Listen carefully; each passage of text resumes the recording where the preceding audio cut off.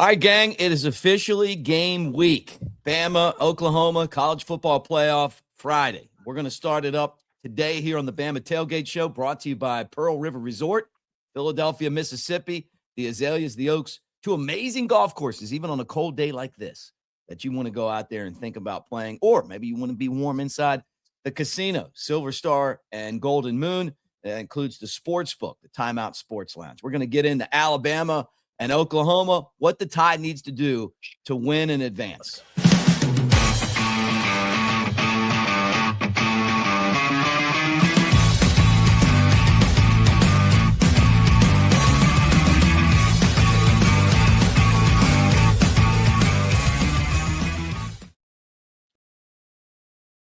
All right, roll Tide, everybody. There he is, Cruz Oxen Rider. I'm Mick Gillespie. Good to see you guys. It's Sunday. We're getting closer to Christmas, but our Christmas really is Friday, Cruz, because we get Bama in the college football playoff.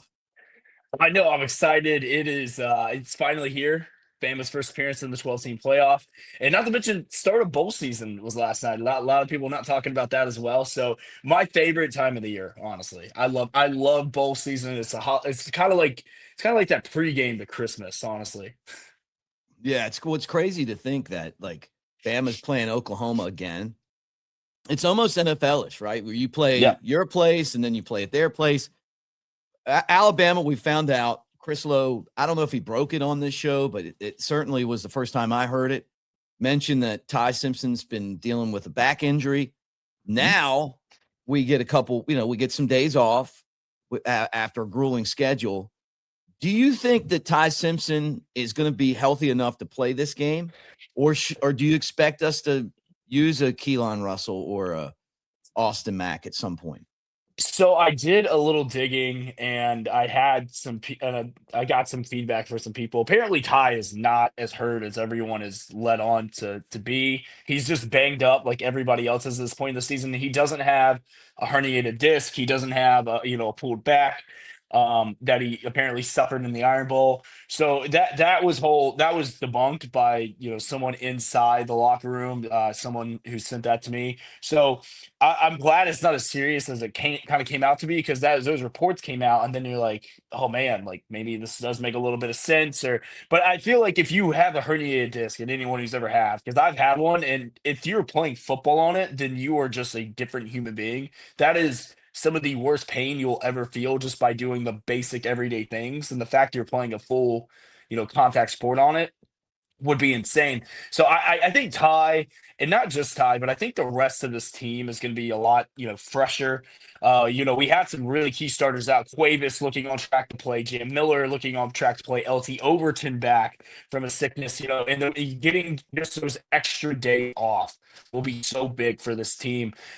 We play that grueling schedule, and it's not just us. It's everyone who's made it to this point of the season. Everyone is hurt. Everyone is banged up. I do think, getting that extra bye week, getting a top 4 seed would have been nice, but still even getting those 10 days off, I think will be very important for the team. And not to mention just from a health standpoint, but a game planning standpoint, because we know how good DeBoer is coming off of a bye week. Yeah, well, and I hope that's the case. The last time Alabama played Oklahoma, it was in Tuscaloosa, and it was a game where you left going, we did everything but win. We outplayed them in so many different areas, but now we got to go there.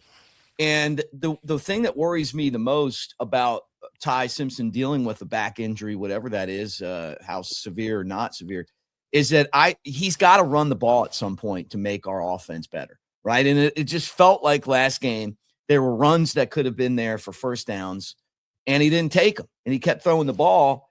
And look, if you're hurt, you just don't want to take the chance of getting that whatever's hurt, which we think's his bag, re-aggravated. But I feel like to beat Oklahoma's defense, you got to run as a quarterback. Yeah, it's such a hard thing to play the Monday morning quarterback with a defense as good as Georgia, because Ty did run the ball in some situations and got absolutely punished for it. Yeah. I mean that speed that Georgia has is just different than almost any team will play. Oklahoma, if we go back and look at the game last go around, doubled them in yardage. actually ran the ball, decently. That was the emergence of Daniel Hill, which was really great to see.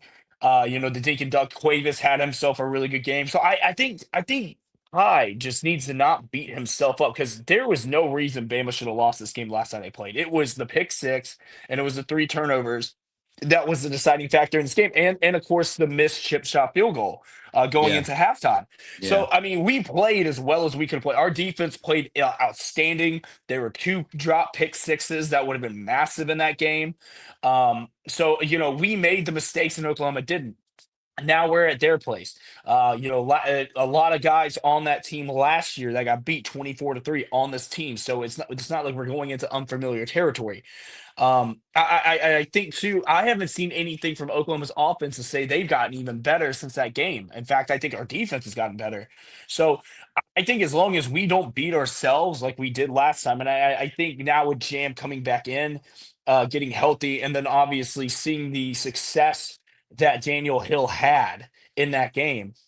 Because even in the passing game, the dink and dunk, he was hard to tackle. These guys had a hard time. It was almost like watching Right. like the Derrick Henry 2013 performance in the Sugar Yeah. Bowl. Like no one can tackle him. We need to just get there. I don't want to see this cute play calling from Grubb so early in the game, like we've seen the last couple times, where he is just. I don't know if it's just he's trying to catch him off guard, but now it's almost like, hey, what trick play are we going to run on this drive? There needs to get to a point where we just line up and we just run the ball down their throat, kind of like we did in the first drive against Georgia. 4 yards first carry, 4 yards second carry, and then third down we run some cute reverse. There's no Right. need for this. We need to just line up, play Alabama football, and just run the ball until, hey, we have a 240-pound running back. Can you stop it? And that's what we need to establish. So I will be curious to see, the tie stuff because unfortunately this is the time of the year now where there is no, hey, let's readjust for next week. There is no Right. next week. No. So I don't know if it came down to it, who would come in? Would it be Russell or would it be Mac? If I had to pick, I would probably say Russell, just because of what I've seen. Now, I do think Mac, the coaching staff has nothing but confidence in this guy.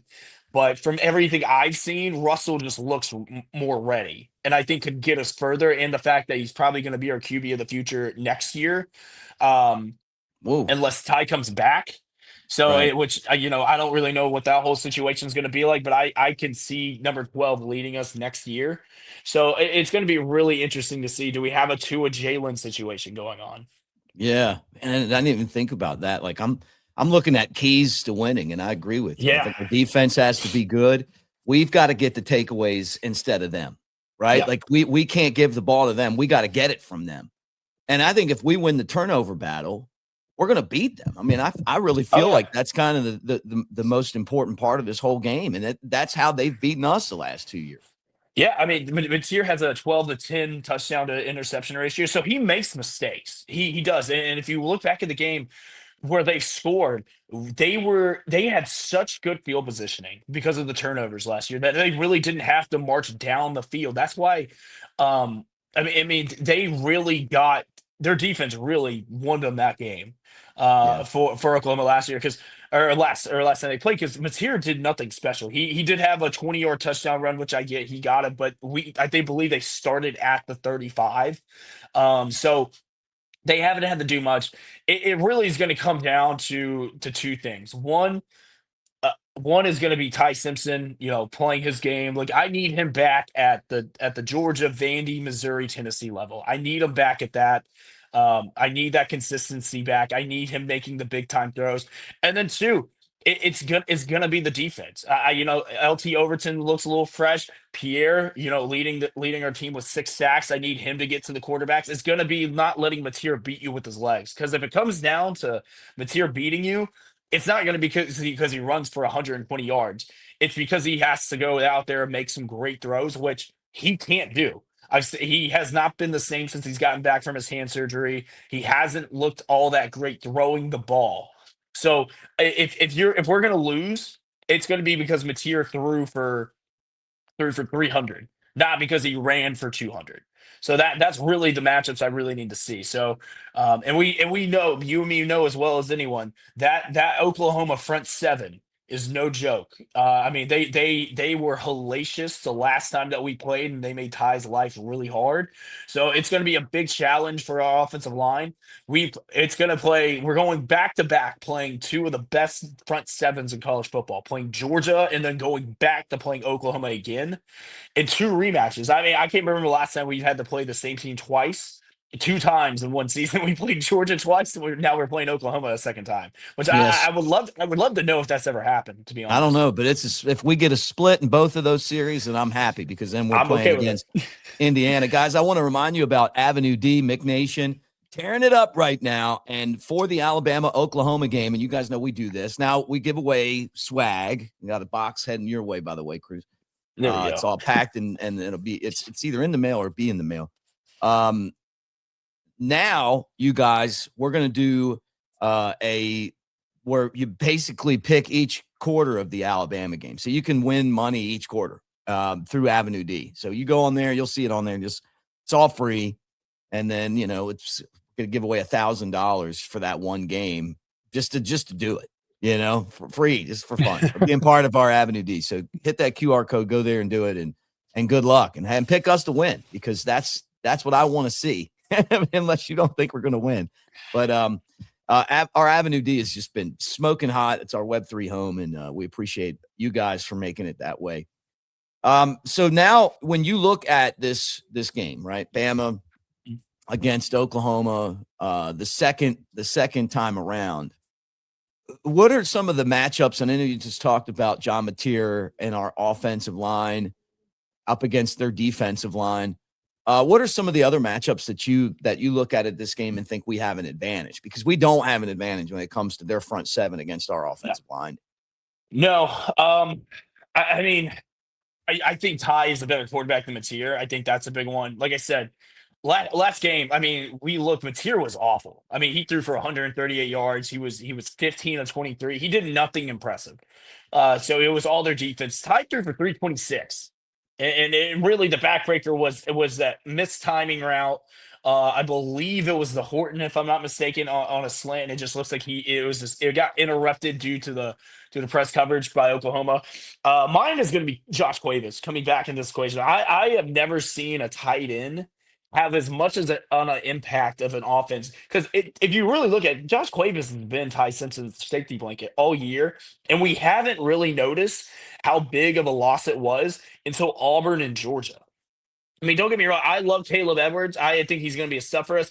Pritchett too. I think he's going to be a stud for us too in the future. But they're freshmen, and then their first starts are going to the Iron Bowl and then playing against Georgia. I mean, it was rough going. Cuevas last time we know he was a stud in this game. He had 6 catches. He had 80 yards. Yeah, he almost had 2 touchdowns. I mean, there was one where he had a rail shot right down the sideline. So that's going to be a big one I'm looking for. Is Cuevas being back in the equation? Having the safety net. The other one is also going to be I'm gonna challenge our offensive line. Offensive line this time. I mean, look, the -3 rushing yards is all we've heard for the last 2 weeks. Against that, obviously, you're not accounting for sack yardage, which kind of took a lot away from it, but people want to talk. So that's going to be a really big one. Last game that Daniel Hill was able to go for 60 yards and 2 touchdowns. If we ever need a 100-yard rusher in this game, it is this game.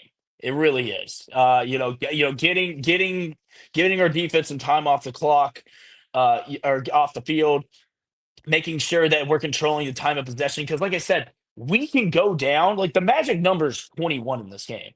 Right.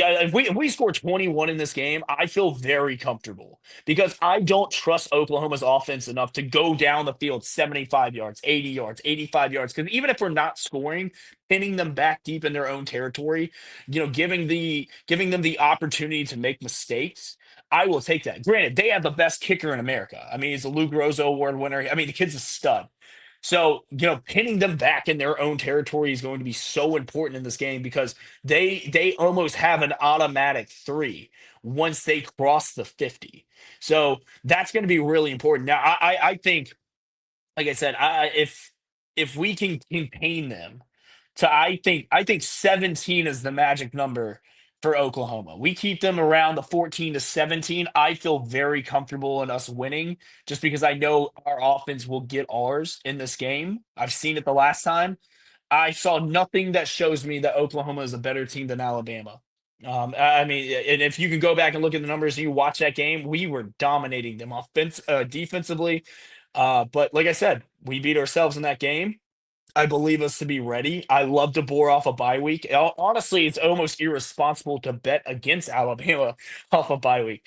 I believe Kalen DeBoer's only lost one time in his entire career off a bye week, and Wow. I believe that it's either one or two, and that was at Fresno.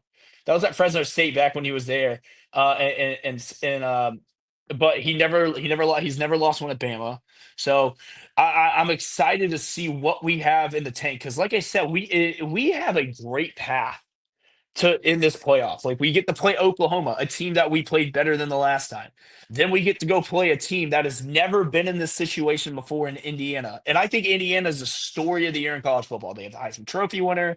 They're the number one seed. You're going to the Rose Bowl. I mean, you talk about an all-time emotional high for a program that 2 years ago was 3-9. Well, they've never been there. We have. There's a huge element to that. We played in this a lot. We've had some guys who were on that Rose Bowl team. DeBoer has played in the college football playoffs. Like we've been there. So that's going to be a massive mental advantage for us. And then after that, then you might get Texas Tech or you get Oregon.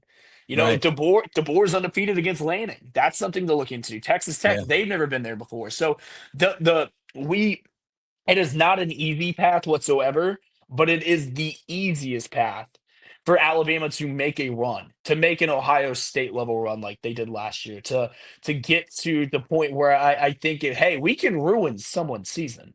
But right now, we just got to go 1-0 every week. That's the only mentality I think this team has right now. Yeah, I agree with that. Something I want to bring up, but first, let me remind you guys that Dee Snyder from Twisted Sister, Lita Ford, also Firehouse are going to be at Pearl River Resort over at the center stage. That's in Silver Star, part of the campus of Pearl River, which is an hour and a half from Tuscaloosa, 2 from Birmingham. It's a full Vegas-style casino experience, both places. Awesome slots, table games. They've got the sports book, just like I saw when I was out in Vegas, and concerts. So some of you guys love that rock music. It's old school, great stuff still. December 27th, 8 o'clock. Tickets are available. Make sure that you swing over there and check that out. You mentioned a couple things. First off, Bama, -3 rushing yards. What an embarrassment, right? They got a chance to fix that. They lost to Oklahoma twice in a row. And last time they should have won and they didn't. They got a chance to fix that. The other thing is, and I haven't heard a lot of people talking about this, but all that crap that Oklahoma's players are doing on our field after the game. You know, like, hey, if you want a little extra motivation, just go look at them stomping on your logo. I mean, I think that's, it's that level of disrespect. And it's like, hey, now, you know what? I'm not one of these guys. It's like, hey, let's go get in a fist fight over the logo in the middle of the field. But now, because of the way that karma works, we're coming to your place. And this one counts a lot more than the other one did. Oh yeah, no, I mean that's 100% right. I mean, what was the one thing that happened at the end of last year that really brought a team together that just really pissed off that team? That was Michigan planting the flag at midfield against Ohio State after losing. Like that, like things like that. Like a lot of people don't realize who have never played sports and don't realize how close and personal these players and coaching staffs take little things like that really matter. I mean, look at honestly it came back to bite us. Look at what Ty Simpson did after the Georgia game, ripped off the hedges at Georgia and put it in his mouth. And then that's a ultimate sign of disrespect. And then the fact that they went back up and backed up. You don't think those Georgia players were thinking about that? How cute that was after? Like, oh, they loved it. It's the same kind of thing here where you look for the extra motivating factor where the fact that they were down on midfield, throwing up the lengths upside down, throwing that up, having to be asked by staff members to be like, hey, like you guys need to go. And they're laughing at you. They Oklahoma thinks they own you.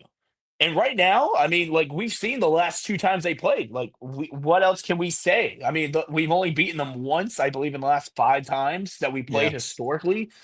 So there is definitely a hatred factor like going on right now. I'm glad we got this matchup because I think right now, if if we get this game and we play the way that we have seen this team play, because I know that this is probably the most bipolar Alabama team I can ever remember.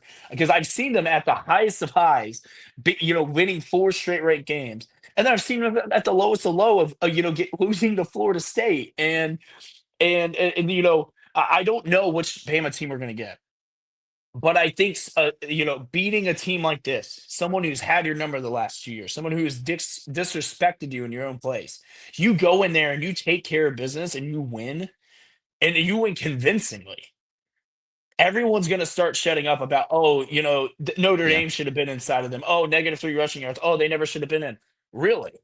So that's what we're going to go with. So that's a chance. So you have a chance to go beat Oklahoma, a team that's owned you. Then you go get a shot at the Rose Bowl, and it's the #1 team in the country, team That'd be that has not fun. lost all year. And you go out to Pasadena. What are people going to say if Bama goes into that and it's a tied game in the fourth quarter? They're still going to say we don't belong. So this is a massive gut check mentality game going on right here because they could be 100% right. Like we could go out there and lay a goose egg again and everyone's going to be like, see, Bama never should have been in.